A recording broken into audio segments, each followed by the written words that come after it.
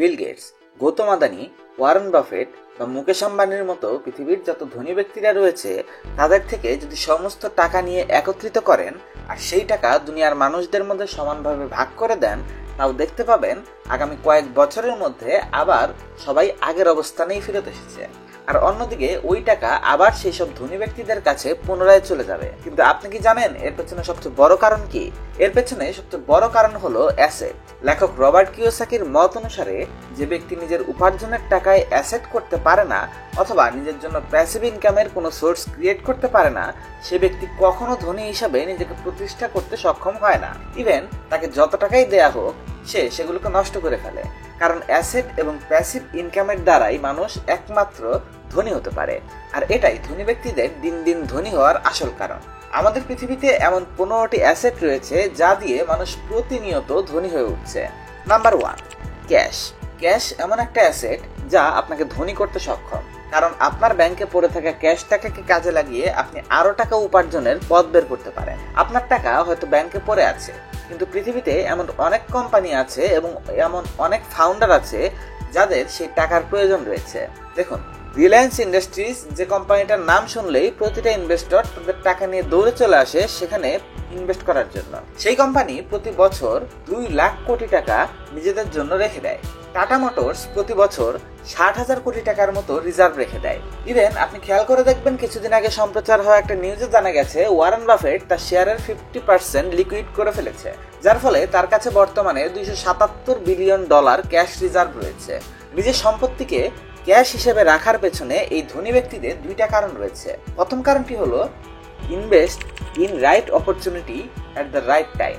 ধনী ব্যক্তিরা বিশ্বাস করে যে পৃথিবীতে অসংখ্য অপরচুনিটি রয়েছে, তাই নিজেদের হাতে পর্যাপ্ত টাকা রাখার প্রয়োজন এজন্য যাতে করে তারা সঠিক অপরচুনিটিকে কাজে লাগাতে পারে। এই রিজনটির জন্যই আসলে ধনী ব্যক্তিরা নিজেদের টাকা কিছু হলেও ক্যাশ রেখে দেয়। আর রিজন নাম্বার 2 হলো হাই ইন্টারেস্ট। ধনী ব্যক্তিরা নিজেদের টাকার যখন প্রয়োজন হয় না, সেই টাকা তারা অন্যদের দিয়ে বা অন্য বিজনেসে খাটিয়ে তারা সেখান থেকে মাসে একটা নির্দিষ্ট অ্যামাউন্ট প্রফিট জেনারেট করতে পারে। ইভেন বছর শেষে যেই অ্যামাউন্টটা অনেক বড় টাকায় রূপান্তরিত হয়। আমাদের পরবর্তী অ্যাসেটটি হলো অ্যাসেট নাম্বার 2, রিয়েল এস্টেট। এটাকে দ্বিতীয় অবস্থানে রাখার কারণ রয়েছে। এর একটা বড় কারণ হলো রেন্টাল ইনকাম। কার না ভালো লাগে যদি প্রতি মাসে একটা ফিক্সড অ্যামাউন্টের ইনকাম আপনি উপার্জন করতে পারেন কোনো রকম কাজকর্ম না করে। অর্থাৎ আপনাকে প্রতিদিন অফিসে যেতে হলো না, 9টা থেকে 5টা পর্যন্ত চাকরি করতে হলো না, বসের কথা শুনতে হলো না, কিন্তু আপনি প্রতি মাসে একটা ভালো অঙ্কের টাকা উপার্জন করতে সক্ষম হচ্ছেন, যা আপনি আপনার নিজের বাড়ি ভাড়া থেকে উপার্জন করতে পারেন। বর্তমানে বাড়ি ভাড়া থেকে উপার্জনের অনেকগুলো পথ খুলে গেছে, যেমন স্টুডেন্ট এডুকেশন সেন্টার বানিয়ে সেখান থেকে স্মল বিজনেস করে ইনকাম করা যায়। প্রয়োজনে ছোটখাটো বিজনেস সেন্টার বানিয়েও ইনকাম করা সম্ভব। তাই যদি আপনার কাছে অ্যাসেট কেনার মতো টাকা থাকে তবে রিয়েল এস্টেটে ইনভেস্ট করে সেই ভাড়া থেকেও একটা ফিক্সড ইনকামের অপশন তৈরি করা যায়। দ্বিতীয় কারণটা হলো প্রপার্টি অ্যাপ্রিসিয়েশন। পৃথিবীতে দিন দিন মানুষের সংখ্যা যেভাবে বেড়ে চলেছে তাতে থাকার জন্য বাসযোগ্য জায়গার সবসময়ই প্রয়োজন। আর অন্যদিকে এই রিয়েল এস্টেট প্রপার্টিগুলোর মূল্য প্রতিনিয়ত বেড়ে যাচ্ছে। আপনি ইকোনমিক্স টাইমসের নিউজগুলো দেখলে খেয়াল করবেন, বিগত প্রতি বছরেই জমির দাম অলমোস্ট 15 থেকে 20% কাছাকাছি করে বৃদ্ধি পেয়েছে।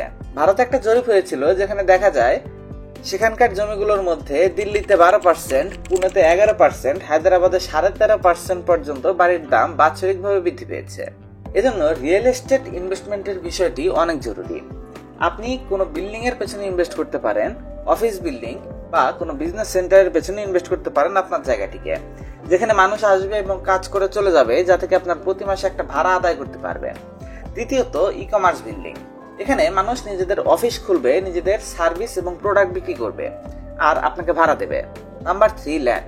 আপনার কাছে যদি জমি থাকে আপনি সেটাকে স্কুল কলেজ তৈরি করে ভাড়া দিতে পারেন বা ক্লিনিক তৈরি করেও ভাড়া দিতে পারেন। এমনকি আপনি যদি আপনার জমি ফাঁকা ফেলেও রাখেন তবুও এটার দাম দিন দিন বৃদ্ধি পাবে। Asset number 3, bond. যখন গভর্নমেন্ট এবং প্রাইভেট কোম্পানিগুলো প্লেসমেন্টের মাধ্যমে বন্ড ইস্যু করে তাদের ইনভেস্টমেন্ট বাড়ানোর জন্য, তখন একে মূলত সাধারণ মানুষ কিনে তাদের একটা লোন দেয় এবং এই লোনের বিপরীতে তারা একটা নির্দিষ্ট অ্যামাউন্টের ইন্টারেস্ট পায়। এক্ষেত্রে কিছু ইসলামী শরিয়া ভিত্তিক বন্ড রয়েছে, আবার কিছু রয়েছে যেগুলো নন ইসলামিক সুদি বন্ড। আপনার যদি সুদি বন্ডের সমস্যা থাকে আপনি অবশ্যই ইসলামিক বন্ডগুলোতে বিনিয়োগ করতে পারেন। এগুলোর ইন্টারেস্ট রেট ফিক্সড নয়। এগুলোর ইন্টারেস্ট রেট কোম্পানির প্রফিটের উপরে ভিত্তি করে কিছুটা আপ ডাউন করে, তবে মোটামুটি 10% কাছাকাছি ফিক্সড থাকে। এরপর 1-2% মতো বা 5% মতো আপ ডাউন করার অপশন থাকে। তাছাড়া সরকারও বিভিন্ন রকমের বন্ড বিক্রি করে থাকে। আপনারা তো প্রাইস বন্ডের নাম শুনেছেন, এটাও এক রকমের বন্ড যেটা আসলে লটের মতো ব্যবহৃত হয়। কিন্তু বর্তমানে আমাদের গভর্নমেন্টের বিভিন্ন রকমের কমার্শিয়াল বন্ড রয়েছে। তাছাড়া ট্রেজারি বন্ডের পাশাপাশি জাতীয় সঞ্চয়পত্র ব্যাপক হারে মানুষ ব্যবহার করছে। এগুলো থেকে মানুষ গড়ে 9-10% মতো ফিক্সড ইনকাম জেনারেট করতে পারছে। Asset number 4, stocks. আপনি যদি আরো বেশি পরিমাণে লাভ অর্জন করতে চান, মানে 10-15% উপরে প্রফিট চান, সেক্ষেত্রে আপনি স্টক মার্কেটকে চয়েস করতে পারেন। এখানে আপনি টাকা দিয়ে বিভিন্ন কোম্পানির কিছু শতাংশ শেয়ারের মালিক হয়ে যাবেন, আর এই শেয়ার কেনার জন্য কোম্পানির লাভের একটা অংশ আপনি প্রতি বছর ডিভিডেন্ড হিসেবে পাবেন। মূলত সেই সব মানুষদের জন্য এই ইনভেস্টমেন্ট যারা দীর্ঘ সময় অধিক টাকা উপার্জন করতে চায়। অন্যদিকে স্টক মার্কেটে ইনভেস্টমেন্ট করার দুইটা সুবিধা রয়েছে। প্রথমটি হলো ডিভিডেন্ড, আর দ্বিতীয়টা হলো ক্যাপিটাল গেইন বা স্টকে প্রাইস অ্যাপ্রিসিয়েশন। অর্থাৎ যেসব কোম্পানির শেয়ারগুলো আপনি কিনেছেন সেই কোম্পানিগুলোর দাম বৃদ্ধি পেলে আপনি সেগুলো বিক্রি করে অধিক টাকা কামাচ্ছেন। এটা হলো মূলত price appreciation. Asset number 5, mutual fund and index fund. Index fund এবং মিউচুয়াল ফান্ড টাকা ইনভেস্ট করার একটা সেফ অপশন, যেখানে আপনি নিজের শ্রম ছাড়া টাকা ইনভেস্ট করতে পারবেন। অন্যদিকে মিউচুয়াল ফান্ড এবং ইন্ডেক্স ফান্ডে করা আপনার টাকাগুলো দেশের সবচেয়ে ভালো এবং গ্রোথফুল কোম্পানিগুলোতে ভাগে ভাগে বিনিয়োগ করা হয়, যার ফলে আপনার টাকায় রিটার্ন আসার সম্ভাবনা বেড়ে যায়, মানে আপনার ঝুঁকি অনেক কমে যায়। এক্ষেত্রে যেটা হয়, এই সমস্ত ইন্ডেক্স ফান্ড এবং এই মিউচুয়াল ফান্ডগুলোতে বিভিন্ন ফান্ড ম্যানেজার থাকে, তারা আপনাদের সমস্ত টাকাগুলো নিয়ে কিছু নির্দিষ্ট ভালো মানের কোম্পানিতে ডাইভার্সিফাই করে বিনিয়োগ করে, যার ফলে 2-1টা কোম্পানির উত্থান পতন বা দাম কমে যাওয়ায় আপনার বিনিয়োগ তেমন একটা ক্ষতিগ্রস্ত হয় না। যদি আপনার বেতন মাসে 50,000 টাকা হয় এবং আপনি কোনোভাবে তার থেকে 20,000 টাকা করে প্রতি মাসে ইনভেস্ট করতে পারেন, তবে আপনি সেই টাকা 20% হারে যদি বাৎসরিকভাবে যে কোনো একটা স্টক জাতীয় ইনভেস্টমেন্ট অপশনে ইনভেস্ট করে বাড়াতে পারেন, তাহলে আসন্ন 13 বছরে আপনি কিন্তু 1 কোটি টাকার পোর্টফোলিওর উপর চলে যাবেন। মানে আপনার পোর্টফোলিও বা আপনার ইনভেস্টমেন্টের সাইজ 1 কোটি টাকা ছাড়িয়ে যাবে। Number 6, equipment. আপনার কাছে যদি এমন কোনো ইকুইপমেন্ট থাকে যা আপনার কাজে আসছে না কিন্তু অন্য মানুষরা তা কাজে লাগাতে পারে, তাহলে তা ভাড়ায় দিয়ে দিন। যদি আপনার কাছে একটা গাড়ি বা বাইক থেকে থাকে যেগুলো আপনি ব্যবহার করছেন না, তবে সেটাকে পাঠাও বা উবারে দিয়ে দিন। আপনার কাছে যদি মিউজিক্যাল কোনো ইনস্ট্রুমেন্ট থাকে, তাহলে কোনো একটা মিউজিক ক্লাবে সেটা ভাড়ায় দিয়ে দিন। Number 7, patent. আপনি যদি এমন কোনো প্রোডাক্ট বা টেকনোলজি তৈরি করে ফেলতে পারেন যা মানুষের প্রয়োজন আছে আর বর্তমান সময়ে বাজারে এটা অ্যাভেলেবল নেই, তাহলে আপনি সেই প্রোডাক্টের উপর নিজের পেটেন্ট বসিয়ে নিতে পারেন। এটি একটি ডকুমেন্ট যার থেকে আপনি ওই পণ্যটির নিজের কপিরাইট বা অধিকার জারি করে নিতে পারছেন। ফলে পরবর্তীতে যদি কোনো মানুষ বা কোম্পানি আপনার পণ্যটি ব্যবহার করতে চায়, তাহলে তাদের অবশ্যই সেটি ব্যবহার করতে আপনাকে টাকা দিতে হবে। 1995 সালে কেলা স্কটল্যান্ড নামে একজন মানুষ কুইক হিল নামে একটা কম্পিউটার অ্যান্টিভাইরাস বানিয়েছিল, যে অ্যান্টিভাইরাসটির দ্বারা তার কম্পিউটারটা সেফ ছিল। তখন সে ভাবছিল এটা অনেক কাজের জিনিস, ভবিষ্যতে হতে পারে এটা সব মানুষের জন্য কাজে দেবে। তাই তিনি বানানোর পর এটিতে নিজের পেটেন্ট ফাইল করে নিয়েছিলেন। ফলে পরবর্তীতে যখন মানুষ কম্পিউটার ব্যবহারের সময় ভাইরাসের কবলে পড়তো, তখন তাদের মাথায় সর্বপ্রথম নামটি ছিল কুইক হিল, যেটি ব্যবহার করার জন্য তাদের প্রত্যেককেই ওই কোম্পানিকে টাকা দিতে হতো। এভাবে বর্তমান সময়ে তার কোম্পানি 2000 কোটি টাকার কোম্পানি হয়ে গেছে। Number 8, trademark. যেভাবে পেটেন্ট আপনার ইনোভেশনকে প্রোটেক্ট করে, ঠিক সেভাবেই ট্রেডমার্ক আপনার সিম্বল, প্রসেস বা আপনার প্রোডাক্টকে সেভ করে। বর্তমান সময়ে ব্যবসা বাণিজ্য কম্পিটিশন দিন দিন বাড়তে শুরু করেছে, আর এই সময় নিজেদের ব্যবসার একটা ইউনিক পরিচয় ধরে রাখা সবচেয়ে বেশি গুরুত্বপূর্ণ। এজন্য প্রতিটি ব্যবসায় লোগো বা ট্রেডমার্ক করে রাখা আবশ্যক। যেমন আমল কোম্পানি তাদের title the time of India এই শব্দটাকে ট্রেডমার্ক করে রেখেছে। অন্যদিকে টাটা কোম্পানিও তাদের লোগোকে ট্রেডমার্ক করেছে, যার ফলে এখন যে কোনো কোম্পানি যদি তাদের লোগোকে ব্যবহার করে বা তাদের টাইটেল বা তাদের লেখাটাকে ব্যবহার করতে চায়, তাহলে ওই প্রতিষ্ঠানকে আমল কোম্পানিকে একটা মোটা অঙ্কের টাকা পে করতে হয়। অন্যদিকে টাটা কোম্পানি তাদের লোগোর জন্য প্রতি বছর ভালো রকমের অর্থ উপার্জন করছে। তাই আপনার কোম্পানির ট্রেডমার্ক করা খুব জরুরি একটা কাজ। Number 9, brand and goodwill.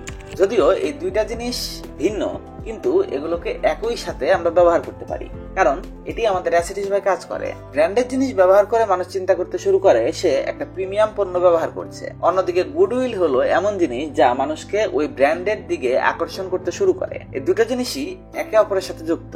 এমন অনেক কোম্পানি রয়েছে যারা তাদের ভালো ইমেজ এবং ব্র্যান্ডিং দিয়ে নিজেদের কোম্পানিকে সেভ করে ফেলেছে। এমন অনেক কোম্পানি ছিল যারা মানুষদের ইনফ্লুয়েন্স করে বড় কোম্পানি হতে পেরেছে। যেমন ধরুন অ্যাপল আজ থেকে 15-20 বছর আগে তেমন কোনো কোম্পানি ছিল না, কিন্তু বর্তমানে সেটা কোথায় পৌঁছে গেছে আপনি আমি সবাই জানি। Number 10, people. Find the right people who can be a valuable asset for you. আমাদের কোম্পানিতে এমন মানুষ রয়েছে যাদের কদর আমরা সেই কোম্পানিতে থাকার সময় করি না, কিন্তু যখন সে কোম্পানি ছেড়ে অন্য কোথাও চলে যায় তখন আমরা বুঝতে পারি যে এই মানুষটি আমাদের কোম্পানির জন্য কত বেশি গুরুত্বপূর্ণ ছিল। আপনাকে মনে রাখতে হবে, কখনোই কোনো বড় একটা কোম্পানি কিছু ভালো মানুষ ছাড়া তৈরি করা যায় না। ওই কোম্পানিতে যারা কাজ করে তাদের সবাইকে নিয়েই একটা কোম্পানি তৈরি হয়। কোম্পানির মালিক দিন শেষে সফল হচ্ছে, কিন্তু তাকে সফল বানানোর জন্য তার এমপ্লয়িরা কাজ করছে। ব্র্যান্ডিং, মার্কেটিং বা গুডউইলের এই সব কিছুর পেছনে একজন এমপ্লয়ি রয়েছে। তাই আপনার আশপাশে যে মানুষগুলো আপনার জন্য কাজ করছে, আপনার কোম্পানির জন্য কাজ করে যাচ্ছে দিনরাত, সে মানুষগুলোকে মূল্য দিতে শিখুন। Number 11, material and commodities. Commodities হলো এমন জিনিস যেগুলোকে মূলত আমরা সোনা, রূপা, সিলভার বা ন্যাচারাল অয়েল হিসেবে চিনি। এই সমস্ত অপশনগুলোতে কিছু মানুষ খুব সহজে ইনভেস্ট করতে পারে এবং এগুলোতে তাদের প্রফিট হওয়ার সম্ভাবনা এবং ঝুঁকির মাত্রা অনেক কম থাকে, তাই তারা ফিক্সড এখানে প্রফিট করতে পারে। তাই আপনার কাছে যদি এরকম অপরচুনিটি থাকে তবে অবশ্যই কমোডিটিতে ইনভেস্ট করুন। Number 12, digital product, course, music, movie এবং সং। বর্তমানে ডিজিটাল সময় চলছে। এখানে শুধুমাত্র ম্যাটেরিয়াল আর কমোডিটিজই ব্যবহার হচ্ছে না, বরঞ্চ ডিজিটাল প্রোডাক্টও বিক্রি হচ্ছে। এখানে movie, song, digital product, course অনেক কিছু অ্যাসেট হিসেবে বেচা কিনা হচ্ছে। আপনি চাইলে একটা কোর্স তৈরি করে বছরের পর বছর সেই কোর্সটা বিক্রি করে উপার্জন করতে পারেন। আপনি যদি ভালো গান গাইতে পারেন তাহলে আপনি একটা গানের অ্যালবাম তৈরি করে সেই অ্যালবামের দ্বারাই লাখ লাখ টাকা উপার্জন করতে পারেন। বর্তমানে এমন একটা সময় চলছে যে সময় আপনি যদি ট্যালেন্টেড হন তাহলে আপনার আর সুযোগ পাওয়ার জন্য অপেক্ষা করতে হবে না, আপনি সোশ্যাল মিডিয়ার দ্বারাও ভাইরাল হতে পারেন। এজন্য আপনার মধ্যে যদি কোনো ট্যালেন্ট থাকে এবং যদি আপনি আপনার মতো করে কোনো সং, মিউজিক বা প্রোডাক্ট তৈরি করে সেটাকে বিক্রি করতে পারেন বা মানুষের কাছে পৌঁছাতে পারেন, তাহলে আপনি অবশ্যই আপনার প্রতিভার বিকাশ ঘটাতে পারবেন। নাম্বার 13, রয়্যালটিজ। রয়্যালটিজ কি আমি আপনাকে সহজভাবে বোঝানোর চেষ্টা করছি। ধরেন আপনি একটা বেস্ট সেলিং বই লিখেছেন এবং এই বইটা মানুষ খুব পছন্দ করেছে। এক্ষেত্রে এই যে বইটা, যে প্রকাশনা বা যে পাবলিশার আপনার এই বইটা আপনার হয়ে বিক্রি করবে, তারা যতদিন পর্যন্ত এটা বিক্রি করবে এবং যত মানুষ এটা কিনবে, প্রত্যেকটা বইয়ের কমিশন আপনার অ্যাকাউন্টে দেবে। এছাড়া এটা শুধু বই লেখা পর্যন্তই সীমাবদ্ধ নয়, ব্রডকাস্ট বা আপনার লেখা কন্টেন্ট টিভি বা অন্য কোথাও যদি কেউ চালায়, সেক্ষেত্রেও যতবার আপনার কন্টেন্ট সেখানে দেখানো হবে এর জন্য আপনি টাকা পাবেন।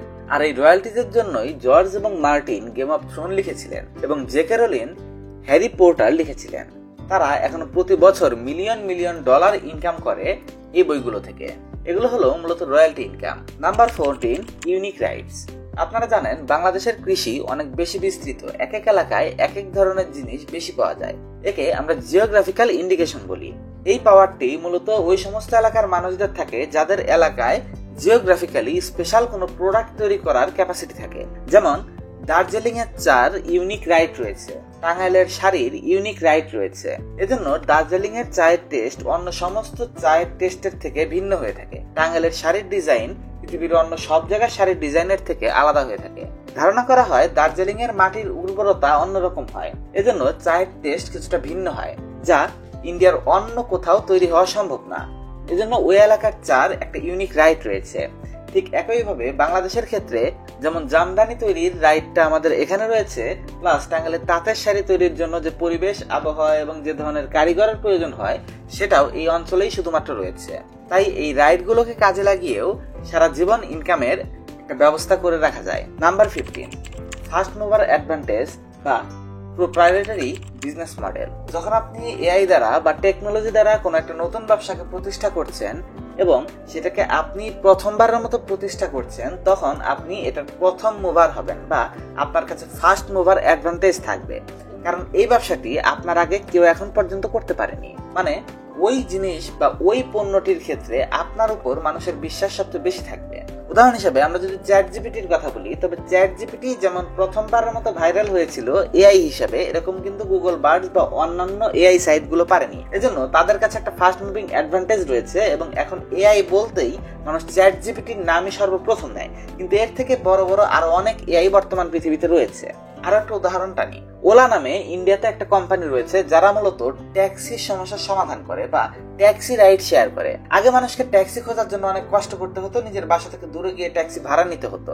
অন্যদিকে ট্যাক্সি ভাড়া নেওয়ার পরে যাতায়াতের ভাড়া দুটোই তাদের প্রদান করতে হতো, প্লাস অনেক সময় ড্রাইভাররা কাস্টমার পেত না। এই সমস্ত সমস্যাগুলো সমাধান করেছিল এই ওলা। তারা বর্তমানে একটা বিশ্বস্ত কোম্পানিতে পরিণত হয়েছে। ইন্ডিয়াতে বর্তমানে অনেকগুলো অনলাইন ট্যাক্সি সার্ভিস কোম্পানি রয়েছে যারা সবাই এই টেকনোলজিগুলো বিল্ড করেছে। কিন্তু যারা এটা করুক না কেন, তাদের সবারই ওলার কাছ থেকে সাহায্য নিতে হয়েছে, কেননা তার কাছে ফার্স্ট মোভার অ্যাডভান্টেজ রয়েছে বা তারাই সর্বপ্রথম এই বিজনেস মডেলটি দাঁড় করিয়েছে। ঠিক এভাবেই যদিও আপনিও এই ধরনের কোনো সফটওয়্যার বা এই ধরনের কোনো প্রোগ্রাম বা এই ধরনের কোনো বিজনেস মডেল তৈরি করতে পারেন যেটা ইউনিক ভাবে আপনি প্রথমবারের মতো তৈরি করেছেন, তবে সেটার জন্য আপনি সারা জীবন ইনকাম তৈরি করতে পারবেন। এগুলো ছিল এমন 15টি অ্যাসেট যেগুলো থেকে আপনি বর্তমান যুগে এবং অতীতের বহু যুগ ধরে মানুষ টাকা ইনকাম করে আসছে।